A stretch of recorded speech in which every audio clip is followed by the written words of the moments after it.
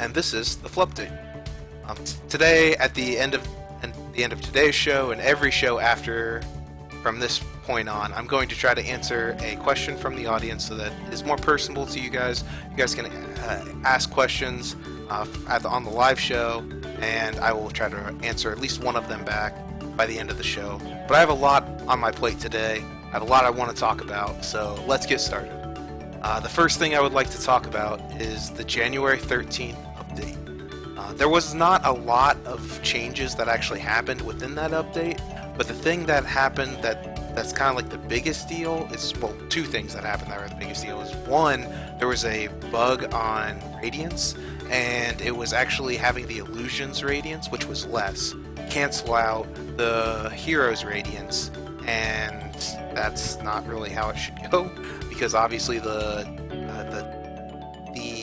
Heroes Radiance actually has a much higher damage output. So they've changed that. That's now fixed. But the thing that's got everyone up in arms is the matchmaking system is now has a geographical distance when it takes in where you are coming into the game and when it's trying to find a match. It's great for someone like me as a North American player. I really enjoy it. The language barrier is something that's always been a problem for me. I only know one language, and generally I get people of a lot of South American descent coming in, and I have no idea how to talk to them, and they have no idea how to talk to me. And even though we queue English, they generally need to queue English just to get on our servers so that it has a generally better ping for them. So now that they have this situation where it will queue like-minded people no matter where they queue from, that really helps. It still goes to the same server, but it keeps like everyone on the same playing field. On the flip side of that, though, there is a lot of talk about how it is affecting European players, and European players are saying that it does not really help them because it actually limits where they can play with their friends.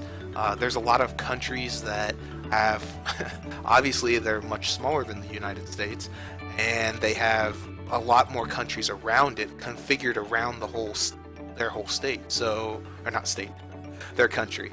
Man, I'm talking like an American for sure here. But the thing is that since they're so focused on those areas, they're not really getting the spread that they used to, and it isn't really helping them grow as players. It's not helping them for people in like South America. I saw a couple South American people posting about how they wanted to play on those European servers. And it sucks for people like that who don't really have a lot of people around them to play with.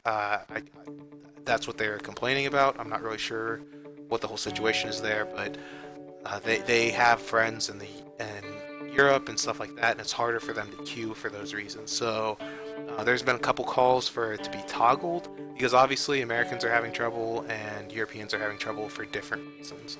The thing is, though, is if it's toggled, it'll just put us in much further barriered controlled sections. Like, you can't just keep going into a certain way and keep limiting your search further and further, because then it'll take longer and longer for you to find matches. So for me personally, I enjoy this switch for now, but I almost feel like that they need to switch it and keep it one way or the other. I'm even fine with going back if that's what needs to happen. The thing is we can't really ask for these.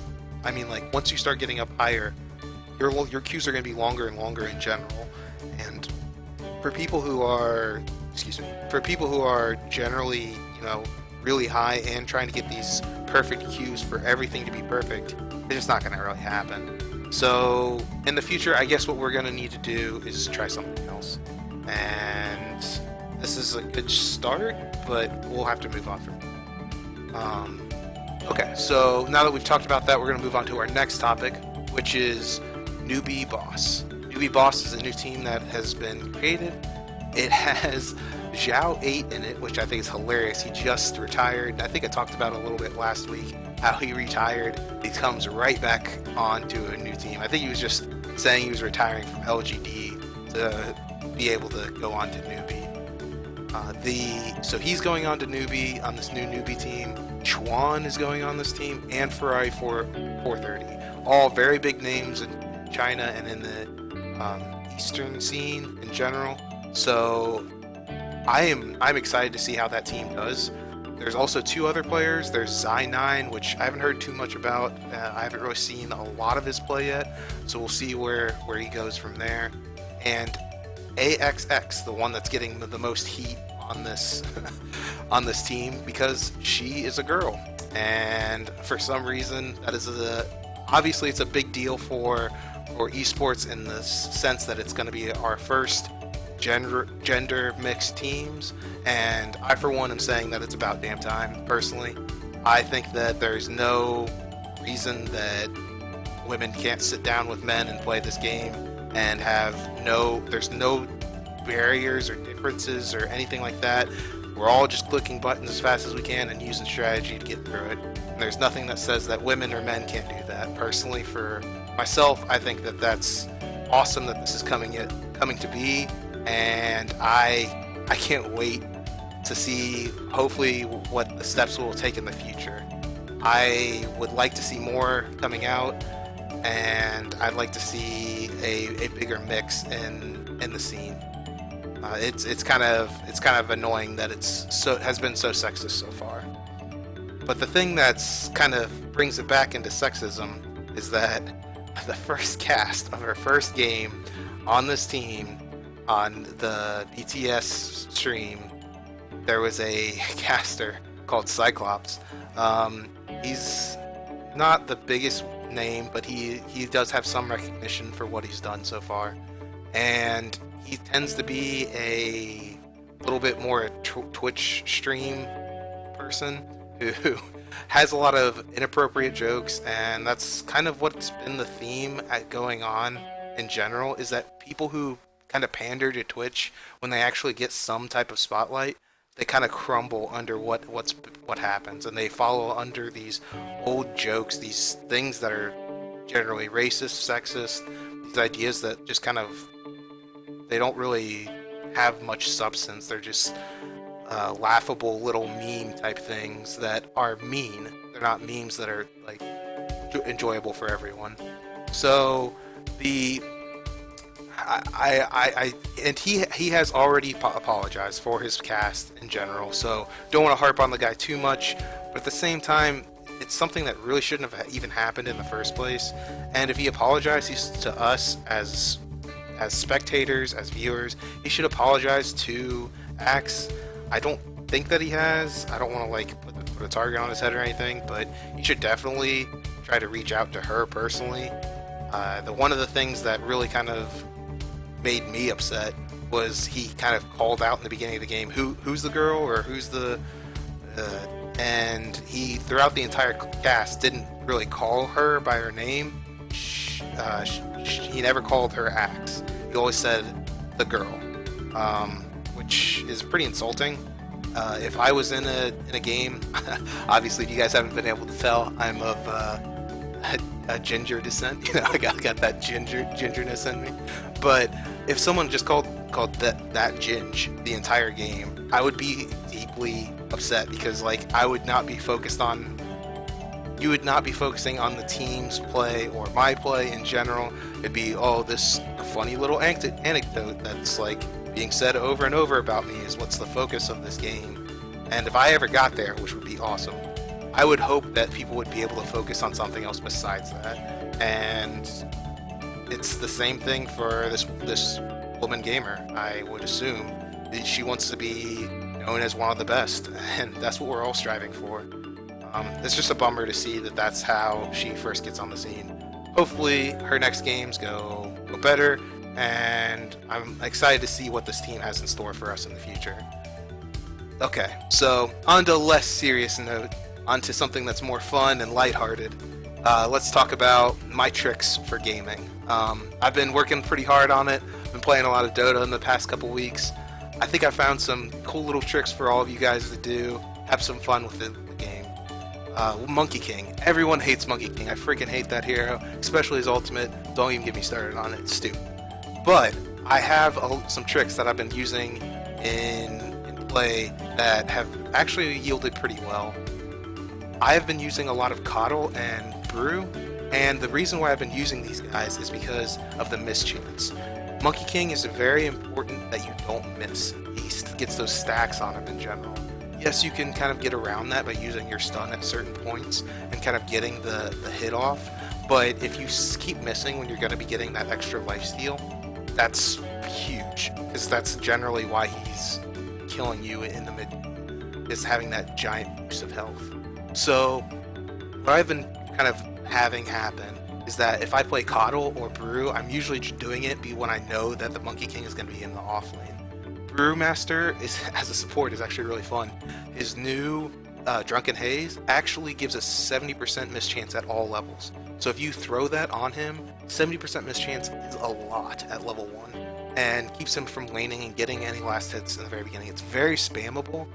The only problem is that if you get which they will pretty quickly, they will probably, if you're playing versus anyone smart, they'll get a stick, and the stick kind of counteracts the harassment that you can put out from him. But at the same time, like, if you do it correctly and you run up, and when you have your crit procced after a while, you kind of like sit back and run up and smack him in the face once while he has that big mischance on him, it's pretty hard for him to hit. It's some constant damage that you're not going to have to like pull back on, and his slow is actually pretty impactful if you can level that up decently. I've been trying to level his Drunken Haze like 2, and then get his passive at 1 generally, just so I get that nice crit and that nice chance to miss me in general, and try to level up his clap there to get that slow up, to get that damage boost up. Also, his ultimate is crazy good versus Monkey King's ultimate. It not only, yes, they can't hit them all, but you can CC Monkey King in that scenario. You can have them all punch the guy. You could CC another target, like by putting them up in a cyclone. So it's really great to have someone like Brew. You can put him in mid, off lane, and I've been working on him on support, so it's possible wherever Monkey King goes, I would put a Brew on him. Also, I've been working on Coddle, and obviously Coddle makes sense because you can mana leak him. When he jumps into the trees, he loses a lot of mana, stuns him for a second, and then you can cut the tree, stunning him for even longer.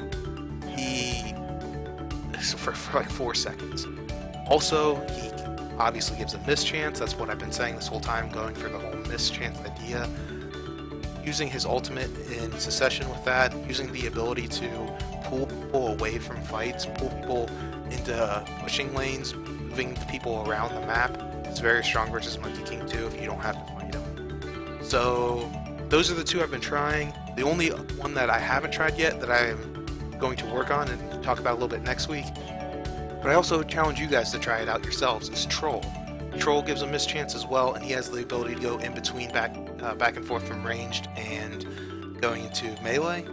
Having the ability to stun him out, perma-stun if possible in the future with using his ultimate is very strong, especially when he's Monkey King and he jumps in and tries to ult immediately. Usually they have lockdown by that point and they're locking you down, but if you have any way to like blow up a Monkey King from that standpoint, that's a good way to do it right there. Plus, giving the mischance is always strong, and the slow is always great too. So that's like the first trick that I've been really focusing on. The second trick that I'd like to tell you guys about is actually bristleback. Bristleback is making a comeback in my opinion, and there's some evidence of what I've found is that when you get a bristleback, you want to make sure there's 2 different things you want to look out for. If it's going to be a heavy kill lane, you want to try to get a few actual clarities on your back. But what's important is that you get shield, tango, and mango. At least you have to get a set of tangos, a mango, and the shield. Otherwise, it's going to be very hard for you to lane properly versus any combination. So if you get the few clarities, if you know that they're going to have problems in lane versus their setup. If you know that you're not going to have problems, like it's just going to be 1 or 2 people and they're not going to be doing that much harass, I would actually go for the Ring of Protection and just do like you normally would do with Bristleback. If you're having the trouble that I was stating earlier though, which is going to be likely, you are going to need to actually stack at level 1 or not level 1, at minute 1, and you can use the clarities in succession with the mango at the exact right time while you're stacking and doing it, and then you can go and use your refill station, your shrine, as a way to get right back into the lane, give yourself the availability for having that full health, full mana, and you can get kind of tankier from that point. Now, obviously, after a while with bristleback, you just get tankier and tankier. So it's more about getting the levels than it is about surviving. Then it's about surviving later on. And also, it's decent with a partner at this point. I think that it's better to have like a roaming partner, someone that can help out mid as well. But I think that he's actually pretty strong right now. You just have to learn to work with where he can go. And I highly suggest using clarities and mango to actually farm a double stacked creep camp after level 1 when you can double stack. That's the best way to get back into the game if you're having trouble. Also, you can use using your ring of protection. You can go into a Iron Talon. Iron Talon is decent on him, and it does help out getting those quick early levels if you have to, going from the offlane into the jungle. And it's actually not too bad if you can get that double creep camp to then be able to farm the jungle from there. So there's a lot of little tricks you can do to it. But the third and final thing that I want you to leave you guys with is that there's going to be a TP. There's a TP in the game where you TP transfer from your actual stash, and you can actually transfer it from your actual person to the backpack. If you TP out, then you can have you can actually move it over to your backpack. It's something I used to do with the actual stash a long time ago, but they changed it because it was a bug. If you move a TP from yourself to the backpack with another item, you'll come in with the item. It won't cancel your TP, and it can kind of get around having that like 6 seconds of not having your item in lane. It's much better in my personal opinion. The only thing I would watch out for, once again, is that if you're going to TP into mid to try to refill bottles, if they try to give you the bottle and it goes into your backpack, you're going to be SOL. So don't do that trick if you're trying to refill bottles. The last and final thing I want to tell you guys about is this funny little Roshan trick. It's really cool. A friend of mine showed it to me. He put it on. There's this YouTube short on, I think it's Whoa Dota, but it's on the last episode. It's on the last like little chunk of it. It's about 8 minutes and 27 seconds in. The way that you can actually pull up Roshan on top of a ward spot, and you use clock and tusk to do it. I would show you guys on a actual format, but the problem is I was having problems with the video earlier and syncing it correctly, and my face was all over the place, so I didn't want to like screw up anything and make the video look crappy. But I will leave a link into it in the future, especially at the bottom of my at the YouTube video if you guys want to check that out later. And if you have any questions about how that works, I can kind of answer it. Any questions about today in general, you guys can always tweet me about anything. So I see that there's people in the chat. No one's asked a question this time. You guys ever have any questions for me? I'm going to try to answer them by the end of the show. There is none for me right now, so we will have to close out today's show. I want to thank bensound.com/royalty-free-music. That's the music that you guys are listening to right now. Good stuff for up-and-comers like me trying to make a name for ourselves. They give out free music as long as you promote them, so that's what I'm doing right now.